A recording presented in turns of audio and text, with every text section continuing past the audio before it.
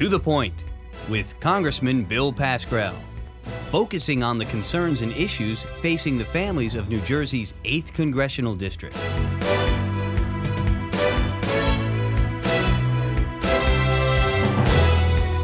Hello, I'm Congressman Bill Pascrell, and I would like to welcome you to the latest edition of To the Point.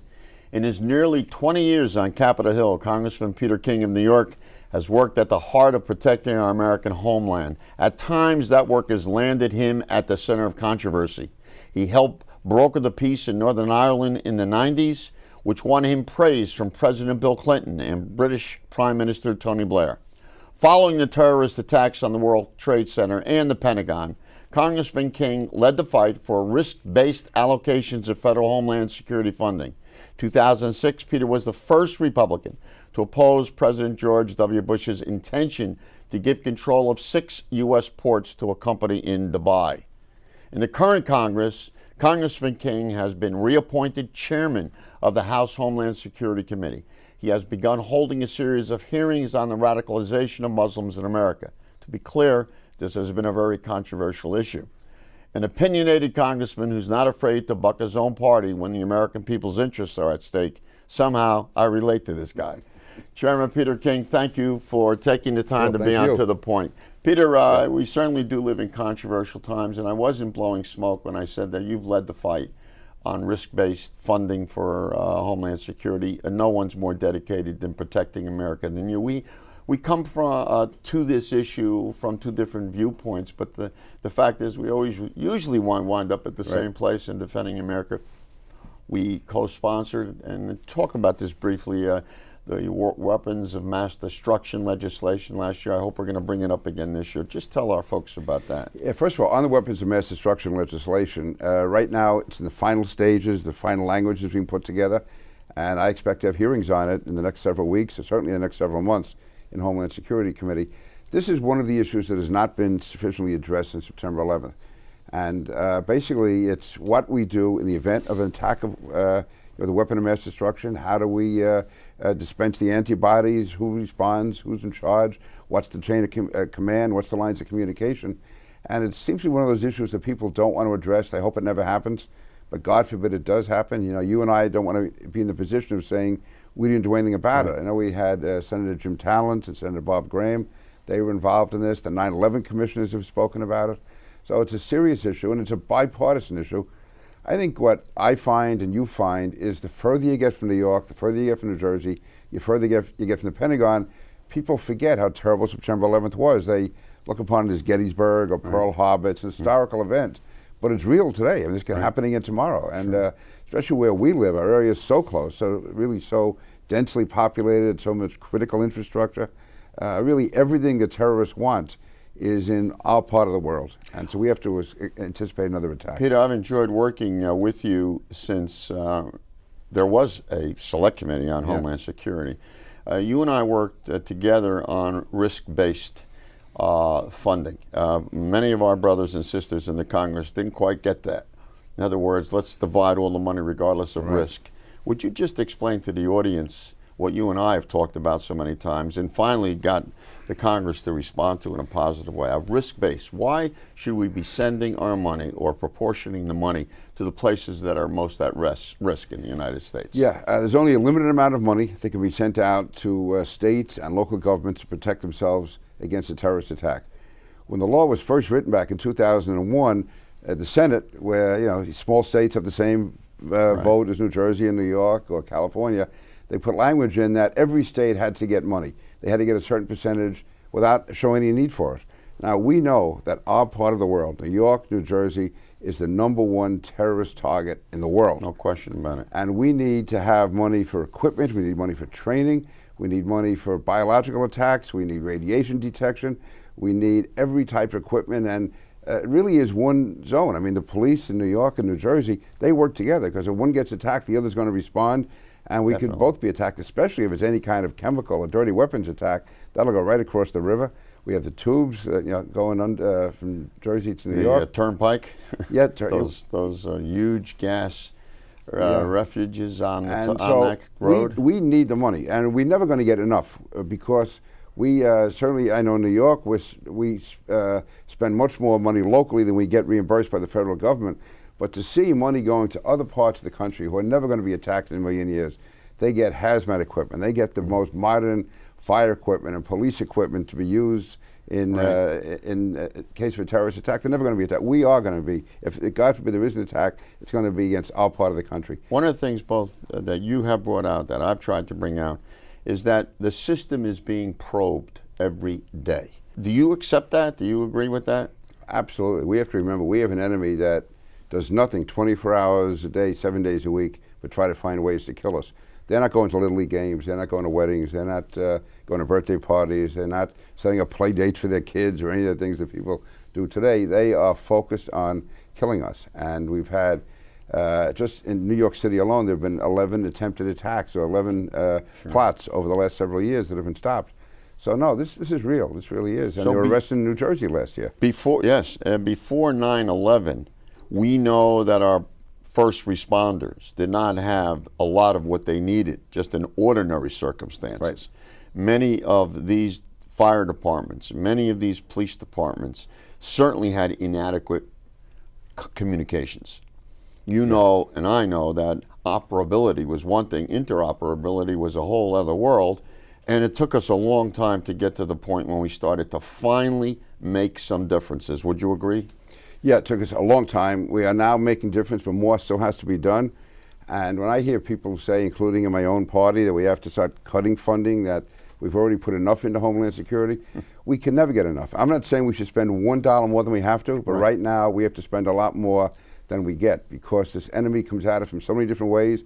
They're constantly adapting. You know, we do set up defenses, and then they adapt, they change. I mean, last year's attack, the attempted attack from Yemen with the air cargo, without going into details, there were things that were done that we were not ready for. Thank God we got a good tip.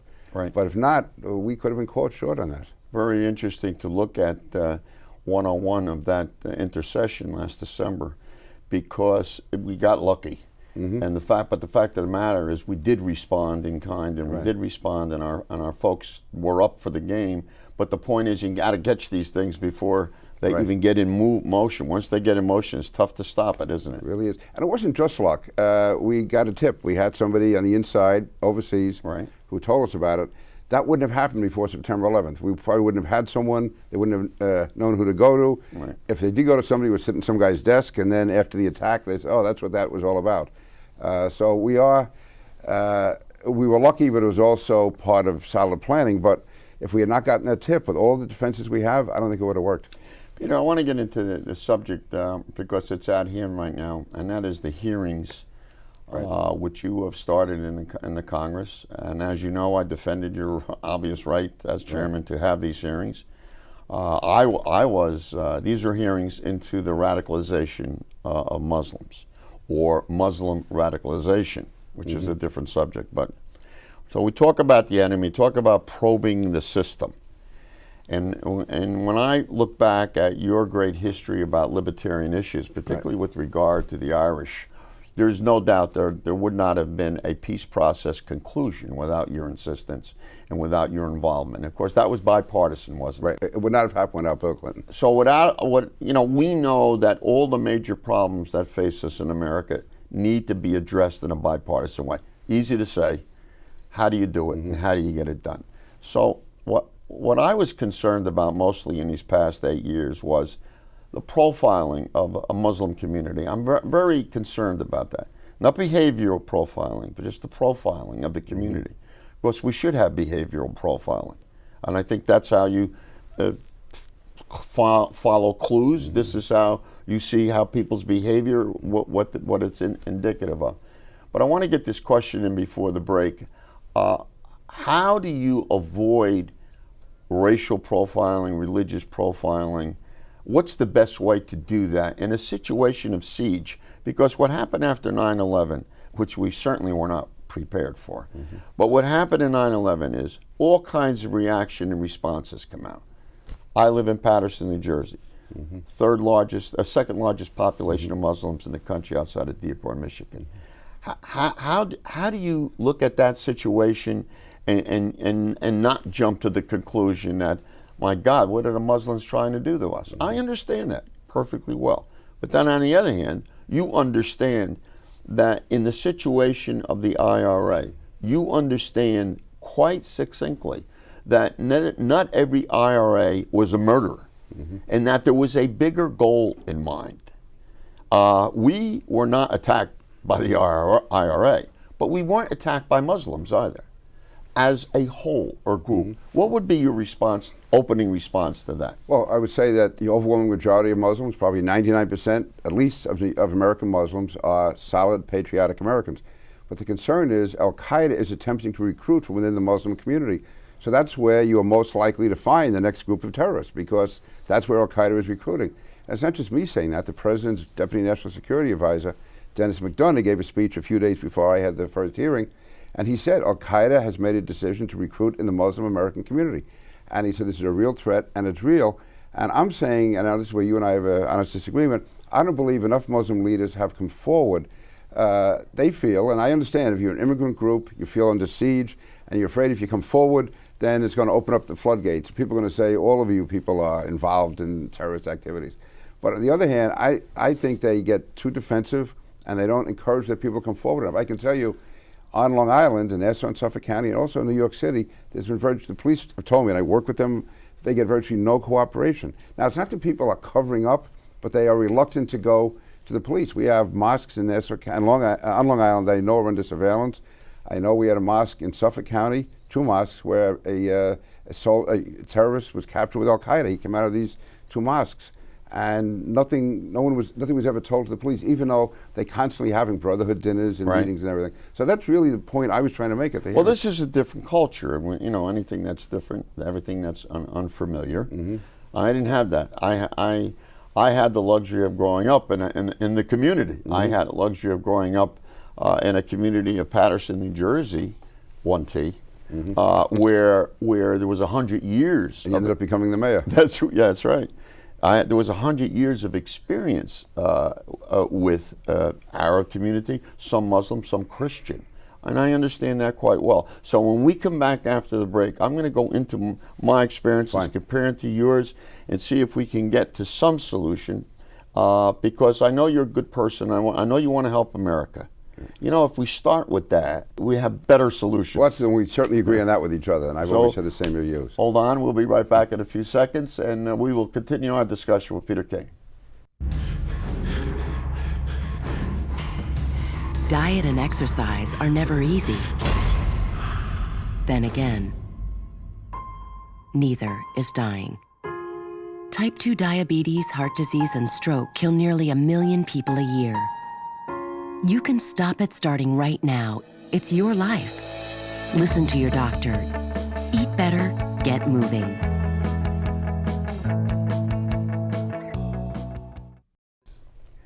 You made a statement, made a lot of statements this year, and I compared it to a statement made back in 2004, and I just would like your response. When a war begins, we're all Americans, you said. Right. But in this case, this is not the situation. And whether it's pressure, whether it's cultural tradition, whatever, the fact is the Muslim community does not cooperate anywhere near to the extent that it should.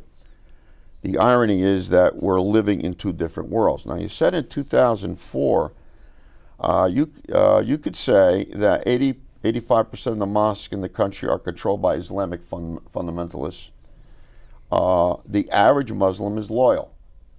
But don't come forward. They don't tell the police what they know. They won't turn in their own. Now, I had an experience with the FBI in my own area since we've got so many Muslims. And I asked them, being a member of the Homeland Security, every report that I ever received, eyeball to eyeball with an FBI agent, said, Congressman, we have no problems. They are cooperating. We're in the mosque. In fact, we started programs where the FBI would come in, the Attorney General would come in, there would be meetings, there would be an openness.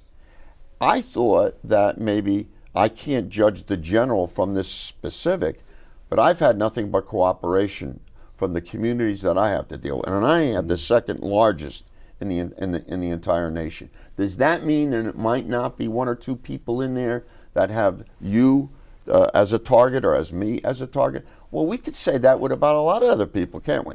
You don't have a lot of Muslims in your district. No, But you could say with some other people that, I mean, not as many as you. yeah, No. might be political, have nothing to do with Muslims or have nothing to do with 9/11. That Peter King, if I get him, if I see him, this could be possible. I think the problem is the danger of painting with a wide brush. That's what I am mostly concerned about, Peter. I understand your concern, but I often drill down, because even Sheriff Baca, when he came in at the hearing, was the Democratic witness, and he spoke about all the cooperation that he received from the Muslim community. But then when Congresswoman Richardson asked him, did he ever get any evidence at all on any case, he said no. He's never gotten any terrorist evidence from anyone in the Muslim community. No one's come forward with a tip. I can tell you in Suffolk County, which has a large number of mosques, the police have told me, now the commissioner says one thing, the police on the ground say something else. They have not gotten one tip in 9.5 years, and they have a number of mosques under active surveillance, and they also have had one actually Al-Qaeda fighter coming out of the mosque in Suffolk County. In the NYPD, they have a lot of outreach programs, but there's maybe one case where they ever got a tip. Do you visit those mosques? I used to go to the mosques. I'm not always. I do meet with Muslims. I do meet with Muslim leaders in my district, most of whom disagree with me. So it's not that I. But disagree with you about what, Peter?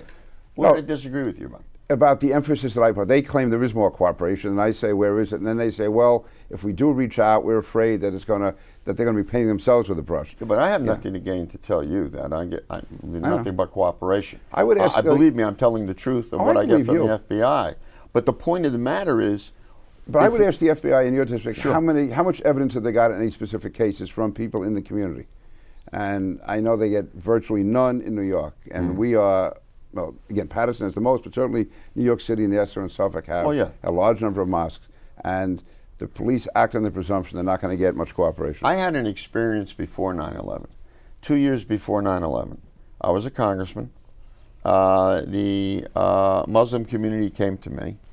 Among the community were 2 imams, and then there was about 9 or 10 other people that how they were being treated at airports when they had their garments on, and they felt that they were always under suspicion, that they were asked questions that other people were not asked. And I said, this is unacceptable. Would you have said the same thing, or what would you have said? I don't know if I would say the same thing after September 11th, because... No, I'm talking about before September 11th?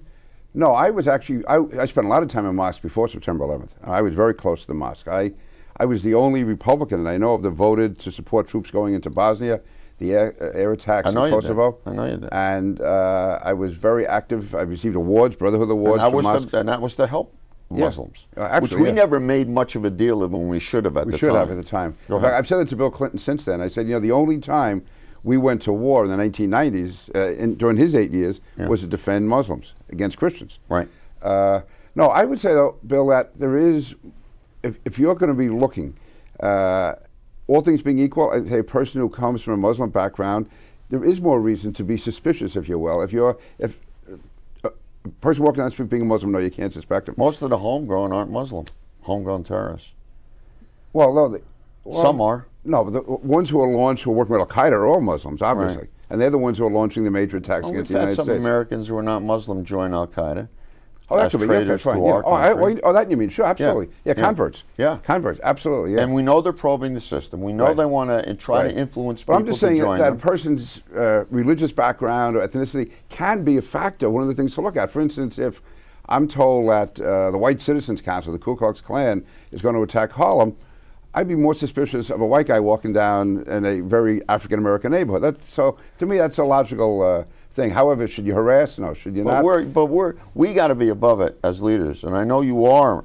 I would think most of the time you have to be above what the suspicion ordinarily should be and point out what is right and what is wrong. No, but I'm saying there can be a reasonable suspicion, though. There can be a reasonable suspicion. Your hearing was very, very interesting, I thought. Okay. And I said at the very beginning, one of the reasons I thought that this was justifiable, not that you needed me to say that. You're the chairman. I'm not even on the committee anymore because of some other assignments. But we welcome you back for that You don't miss me. You don't miss me. But you allowed me, and I appreciate the fact you allowed me to sit on that committee.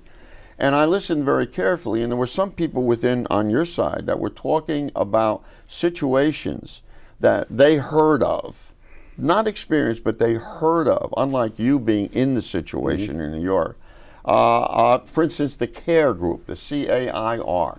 Now, I have many statements from that group condemning terrorism, condemning what Palestinians did at times to the Jews in Israel, condemning things. Now, I know what the history was before 10 years ago, 12 years ago, and I do know, but there was nothing brought forward as evidential to show that the CARE group is filtering terrorists that are simply here to plot to kill us. We put a tag on these groups, and it's forever. No, actually, let me say about right. CARE. I have to disagree with you on CARE.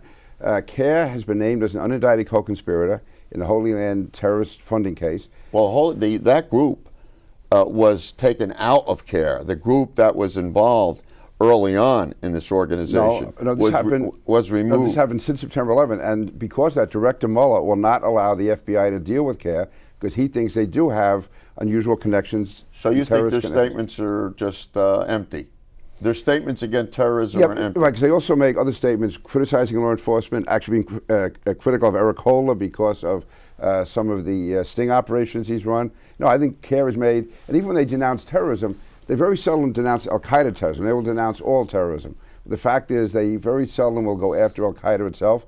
And again, the FBI, Director Mueller will not allow the FBI to deal with CARE because he believes they have terrorist connections. Well, you know, Peter, we're not going to put anybody on trial unless we have pretty darn good evidence. All right. And it would seem to me that your conclusion that 99% of the Muslims are patriotic Americans is a mouthful. I think it's very important and very significant. But if we give folks, not directly, because indirectly from the actions that we take, and I don't think your hearing was doing that, and I said so. I thought it was an excellent hearing. And I said so. Right. Oh, I thought it was excellent because there was no proof of... Otherwise.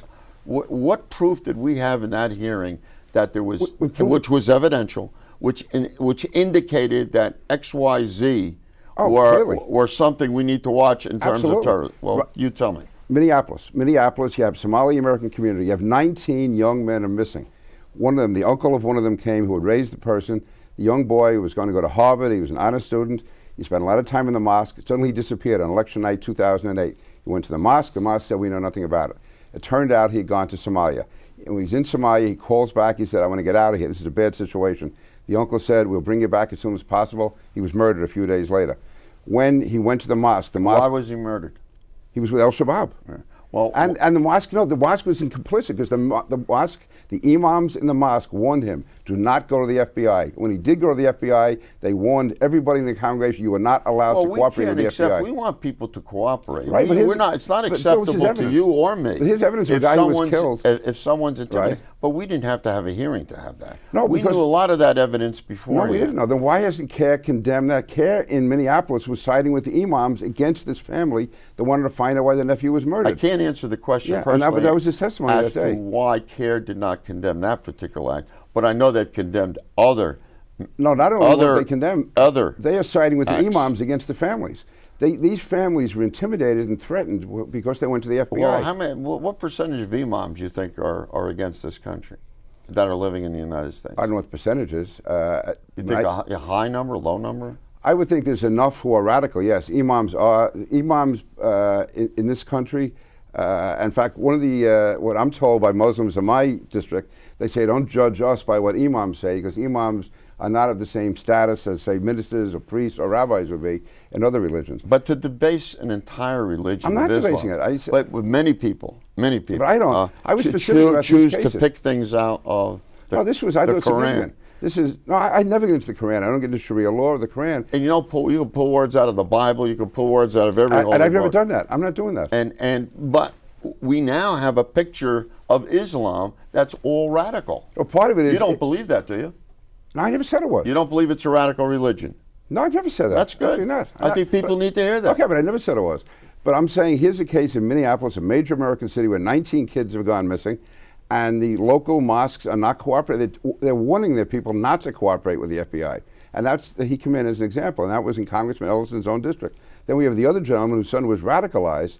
It's one thing to be radicalized in your own. There was an assembly line. He was radicalized, and the imam in Nashville arranged for him to go to a training camp in Yemen, and again to be trained, and he came back here as a murderer. But that was an assembly line. It wasn't just a kid who went off on his own. The American Muslim community invited you to an event recently, and you considered it, couldn't make it because of schedule problems. Right.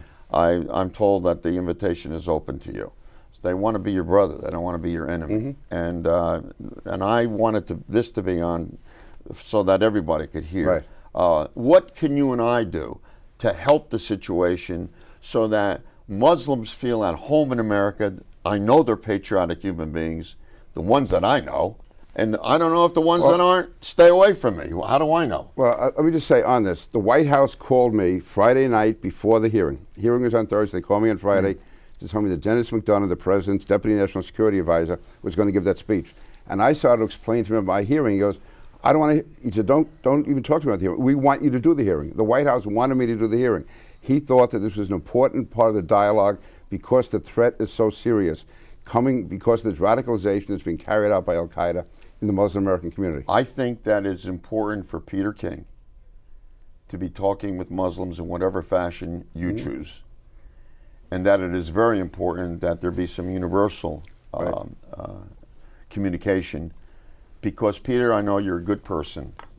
I know you don't. I know you're a good person too. And I don't want to. And I know you don't want to stereotype. And this is what I mainly. But Bill, I never had. I think the media attempt to stereotype me. I mean, I was saying the exact same thing the White House was saying. There's a threat within the Muslim American community because of radicalization, and how do we confront it? I tell the imams, and I tell my friends in the Muslim community. I grew up in the Muslim community in South Paterson, New Jersey. I tell them, please cooperate. They're helping us. They're going to protect us. You don't want to be killed any more than I want to be killed. We want to protect America. And I think they're great Americans. After 9/11, my friends all had the American flag up. They need to indicate this more. I say they have to communicate more and when they condemn any violence by Al-Qaeda or any other terrorist organization, because it only gives them a bad name, and they shouldn't have that As name. I said, the leading mosque in my district, and I knew all the people. I went to that mosque a lot after September 11th. They said this could have been the Jews that did it. It could have been the CIA. It could have been the FBI. To this day, they condemn the attack. They never say Al-Qaeda did it, to this day. And these are doctors and professors and top people. So that's one of the reasons why I've been invited back. Peter, I want to thank you for taking the time to be here. I didn't slip you any Mickeys. No, you're great. You're a friend. We're on course. And we want to protect America. We love this country, and we love our soldiers that fight for this country, regardless of what we think about wars. The wars that we're in doesn't matter. We protect our soldiers. We love them, and you're a great American. I will continue to say that, with criticism to myself for saying that. But I know that you are going to make yourself available, because it is important to the security of this country. I want to have a dialogue. I want to get it going. Thank you. Thanks, Peter. Bill, thank you. Good to see you. Thank you. I want to thank you for watching this edition of To The Point. You've heard our thoughts. Now I would like to hear from you.